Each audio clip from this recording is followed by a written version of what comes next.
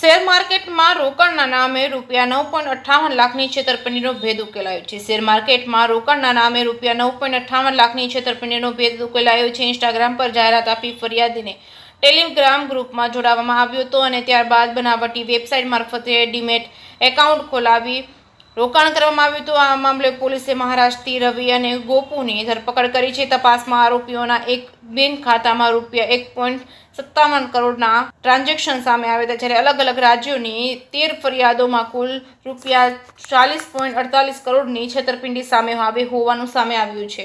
40.48 કરોડની છેતરપિંડી સામે આવી હોવાનું જાણવા મળ્યું છે. જેકે સિંઘુ સાથે સુનિલ ગંજાવાલા, સુરત. એક ઇન્વેસ્ટમેન્ટ ફ્રોડના ગુનામાં જે સાયબર ક્રાઇમ પોલીસ સ્ટેશનમાં એફઆઈઆર દર્જ કરવામાં આવી હતી, એમાં કુલ ₹9,58,000ની છેતરપિંડી વિક્ટિમ સાથે કરવામાં આવ્યું હતું.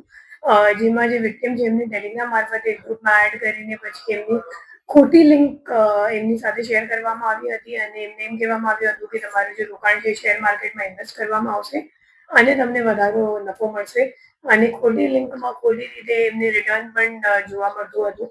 અને જ્યારે વિક્ટિમે વિથડ્રો કરવાનો પ્રયાસ કર્યો ત્યારે ખબર પડી કે એમની સાથે છેતરપિંડી થઈ ગઈ છે, કેમ કે એ લોકો વધારાના ચાર્જ પણ માંગતા હતા અને વિથડ્રો કંઈક કરવા એ લોકોએ દીધા નથી.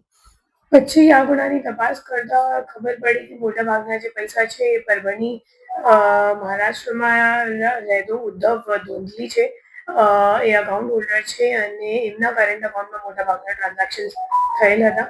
તો આપણી ટીમ અહીંયાથી ત્યાં પરભણી ગઈ અને એમની જ્યારે ધરપકડ કરવામાં આવી અને પૂછપરછ કરવામાં આવી તો ખબર પડી કે એમને ખોટું દસ્તાવેજી પુરાવો બેંકમાં રજૂ કરીને અને કલેક્ટર કચેરીમાં રજૂ કરીને ઉદ્યમ સર્ટિફિકેટ મેળવી અને current account Bank of India બ્રાન્ચમાં ખોલાવવામાં આવ્યું અને એમના જે અકાઉન્ટ છે એ પોતે કમિશન ઉપર જે બીજો આરોપી છે ગોપેન્દ્ર શિંદે એમને આપ્યું. ગોપેન્દ્ર શિંદેની પૂછપરછ દરમિયાન બહાર આવ્યું કે એડિશનલ ઇન્કમ શોધતો હતો અને એ મુજબ એમની સંપર્ક કોઈની જોડે ટેલિગ્રામ પર થઈ અને સામેવાળાએ જ્યારે કરંટ અકાઉન્ટનું ડિમાન્ડ કર્યું તો ત્યારે એમના ઓળખીતા જે ઉદ્ધવ છે તો એમનો સંપર્ક કર્યો અને એમની પાસેથી કરંટ અકાઉન્ટ ખોલાવીને એમને કમિશન આપ્યું અને પોતે આ જે અકાઉન્ટ છે એ રાજકોટમાં જે ત્રીજો નાસ્તો પડતો આરોપી છે એને કોરિયર કરીને આપ્યું. અને હવે જે ગોપેન્દ્ર શિંદે છે એમને આ અકાઉન્ટમાં જેટલું ટ્રાન્ઝેક્શન થયું છે એ તમામ ટ્રાન્ઝેક્શન ઉપર 5%નું કમિશન મળતું હતું.